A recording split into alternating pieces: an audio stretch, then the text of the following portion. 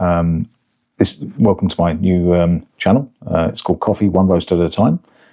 This is where I bring you, if you're interested, along on the journey of, or my roasting journey and my coffee journey.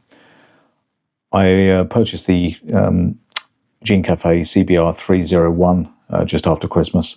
And this is really about, I suppose, me trying to learn the machine, learn about roasting. I'm far from expert in any of this, so it's a learning curve for me. So I'll be presenting as I see it, not necessarily as facts. This is definitely not tutorials. This particular roast that I'm going to, I'll be videoing is it's a reference roast for me because it's at the maximum capacity for the CBR 301, which is about 300 grams. This will be end to end. I'll use a static camera, just basically showing you that fast through, and I'll do a little bit of presentation at the end of it just to give some of the facts. The coffee I'm using is it's a Guatemalan washed Bourbon. It's from Huehuetenango, Finca la Soledad. I probably absolutely ruined that name. For that, I sincerely apologise.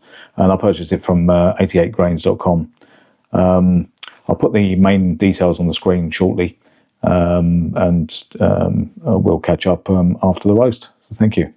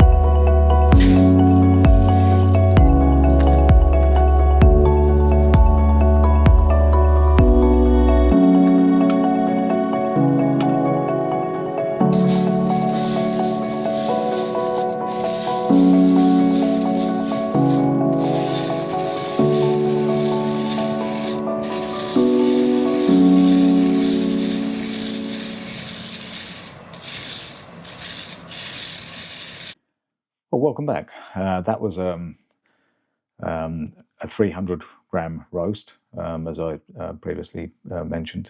It's the maximum capacity for this CBR 301 Gene Cafe. The roast was, I suppose, it was a typical one from what I experienced in this one. I've done 250 gram roast before. This one took a little bit longer, as you'd expect. The ramp up on the curve was fairly standard. I suppose the interesting thing was, and I've seen this a few times now, is that the fan speed did kick in to 3, which is the sort of maximum speed for the fan, into the roast, and it stayed at 3. Don't think that had a massive effect on the roast itself. I think it's really it detected some form of overheating on the element, which I presume is primarily down to the fact that this is just hot air going into the beans. Didn't seem to have any massive effect on the curve or anything on those lines. Again, talking about things I'm not necessarily expert in. The I suppose the figure work associated with this roast were there was 300 grams in, pretty much dead on, 252.6 grams came out, and that is, I think, about 15.8% weight loss. So again, by the little bit of experience, I've only really roasted this coffee. Um, I'm expecting sort of a balanced, hopefully well developed, reasonable body, and hopefully a clean finish. Again, terms I'm not necessarily that great on at this point in time. I haven't tasted the coffee yet, but if people are interested and want to see me doing a taste of the coffee for the first time, more than happy to do a video of that. If you can, if you can like and subscribe, that'd be great too. I'm more than happy to do other videos as well on the CBR-301. So if anyone's got any ideas that look, there's probably only so many videos you can do. More than happy to do even a live stream type scenario if need be. If anyone's got any questions in relation to the roaster, I'm more than happy to look into as well. What I would add is that the roaster itself is fab. It definitely does emit quite a lot of smoke, even on the little. Well, smoke is probably the wrong word. It's a distinct smell, and obviously when you open up the and take the beans out, which you do get a bit of smoke then released at that point in time. That does stay quite well in the room. It's quite a small room I'm using. I have got an extractor going straight from the exhaust straight out, and that is assisted with a fan.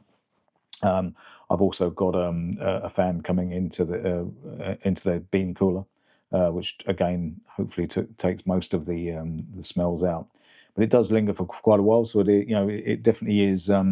It's not an unpleasant smell, but it can be quite strong. Won't overstate that. I'm hoping to get an additional carbon filter in the room just to hopefully polish the air after the roast. But I'll keep you posted on that particular side of things as well. And again, anybody with any ideas or any questions on that, I'll be more than happy to answer it if I can. I'm not an expert, but I'll give you my views at least.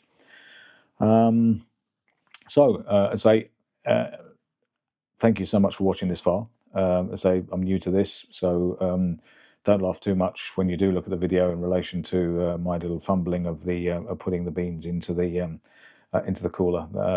It can be quite tight, so again, I'm getting used to that particular aspect of pulling the chamber out and then emptying them. It's a little bit awkward, but look, I'll get there.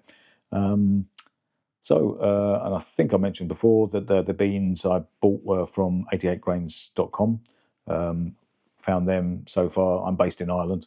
Found them to be probably one of the easier and cheaper delivery options for getting green beans to me.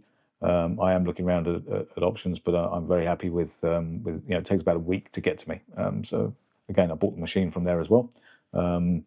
So far, very happy. They've been very responsive to a few emails I've sent as well. So keep that up, 88grains.com. And thanks everyone for listening. I hope I haven't sent you to sleep.